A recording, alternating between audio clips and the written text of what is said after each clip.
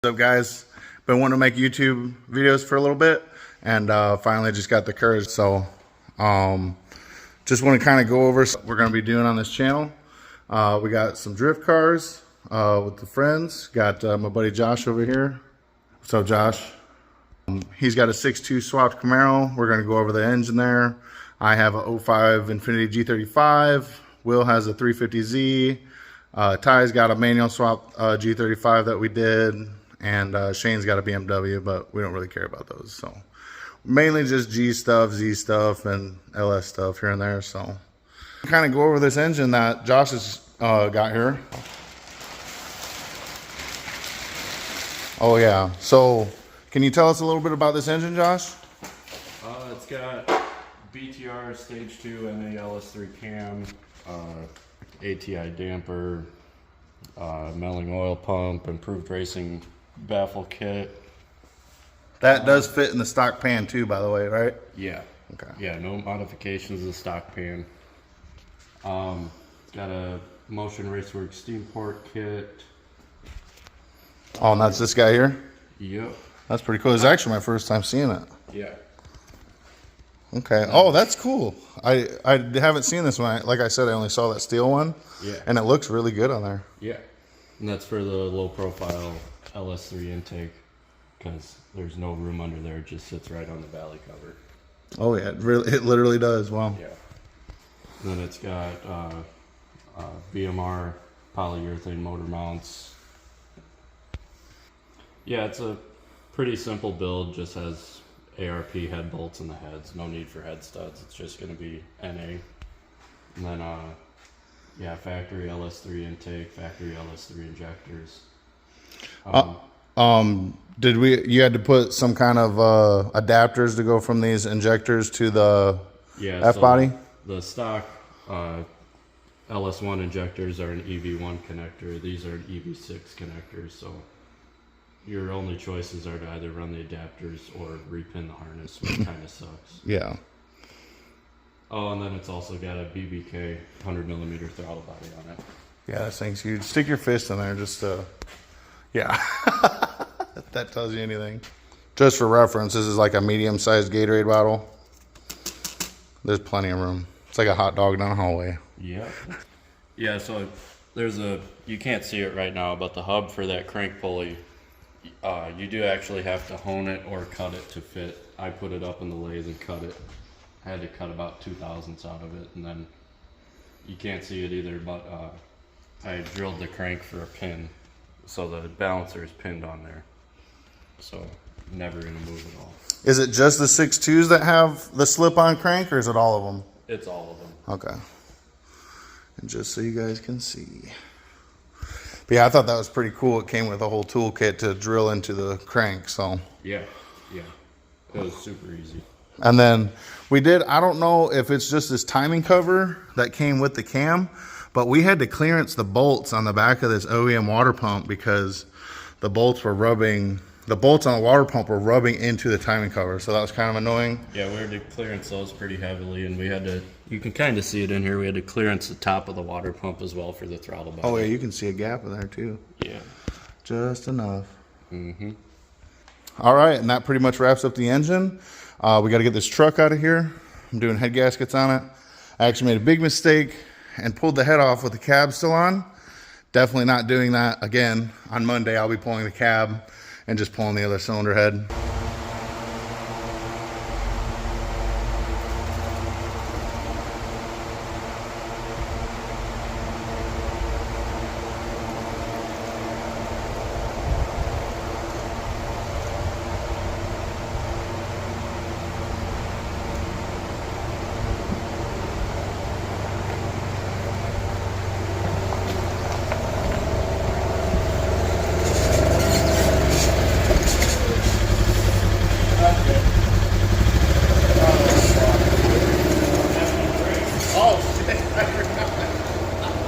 Here she is. What's the specs on this thing? 98? Yeah, 98 Z28 with 201,000 miles on it.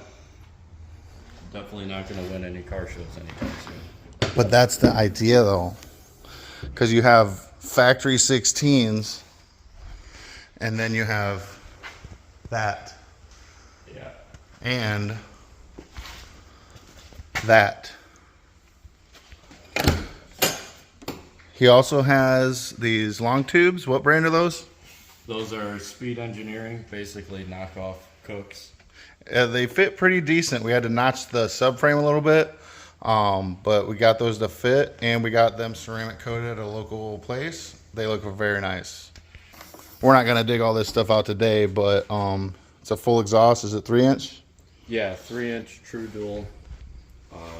Just some resonators, and then it's all the way back. It's not axle dump, obviously. And then it does have a wideband, right? Yep. Got a wideband, and it's mounted in the dash, but it's not currently in there right now. So yeah. What clutch you got here, man? It's a center force, just a single disc. I believe it's good for like 700 horsepower.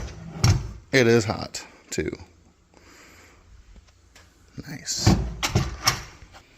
Here's a close-up of the ceramic coated headers. Man, this thing's gonna look good. Oh yeah. Josh, what do we got going on here? That's a panhard bar relocation kit, so we can run the dual 3-inch exhaust over the axle and all the way out the back. And all it does is take the stock location from here and it just drops it down? Yep. Awesome. So you got just enough room there to clear 2 3-inch pipes. Perfect. We're not going to worry about all this oil on this because we know that this is probably going to break this season anyway. Yeah. It's just a stock 7.5? Yep. Bone stock. 200,000 miles. And then what fuel pump system did you put in here? This is a Racetronics 340 liter per hour pump, just because the stock F-body pump would struggle to keep up with the LS3 injectors. Yeah, and it having probably 200,000 miles on it too. Yeah. But I believe you went and put polyurethane bushings. Is this poly? Yep. Okay. Because I knew it was like a kit, right? Yeah, I bought the full energy suspension kit, and that came in there. And then this is the clearancing we had to do on the subframe to clear the headers, just on the driver's side. I'm really not too worried about this being structural to the point to where it's unsafe.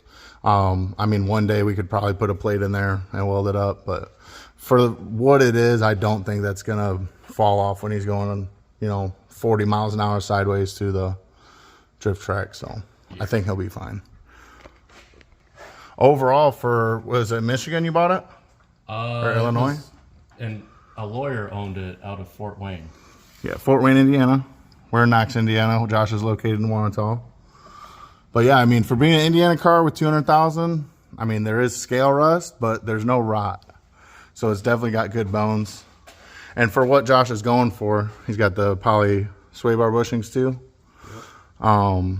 For what he's going for is, 430, 450 wheel horsepower in a car that, looks like it has 200,000 miles on it.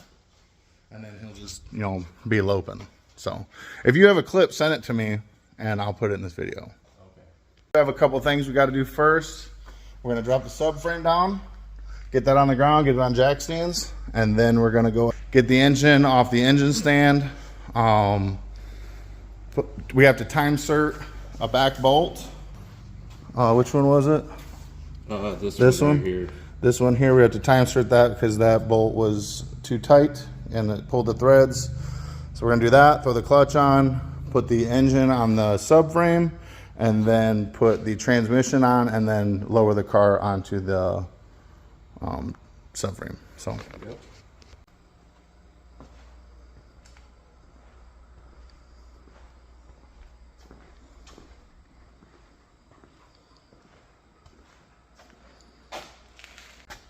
Me and Josh went to lunch. We got a bunch of stuff done to the engine. Josh, why don't you tell us what we did to the engine here? We time certed the rear cover, which kind of ordered the wrong time cert size. Ordered an M10 by 125 instead of M8, but it still worked. So that's all good. Okay, and then sorry, I was gonna bring up that plug, this thing. Oh yeah. So These kind of suck. They're plastic from the factory and they can break and stuff. So I put in a improved racing billet aluminum one. Flows a little bit better. And That's like, that's where it flows by the oil filter? yeah. Okay. Yep. Cool. Then we installed the pilot bearing for the transmission because this was a crank out of an automatic. And I think we're about ready to put the engine in the car, right? Yep. We were going to put clutch on in the transmission, but we lost one of the bolts. Is this one right here? Yeah. So you see how the bolt has like a like that's not a chamfer, right? It's like it's like a chamfer shoulder type deal.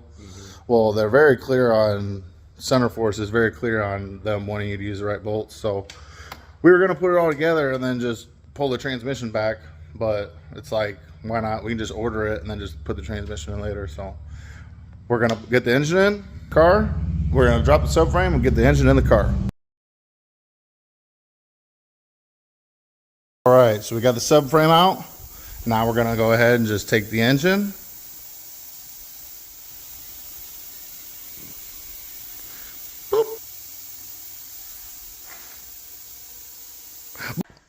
Okay, that was a terrible transition.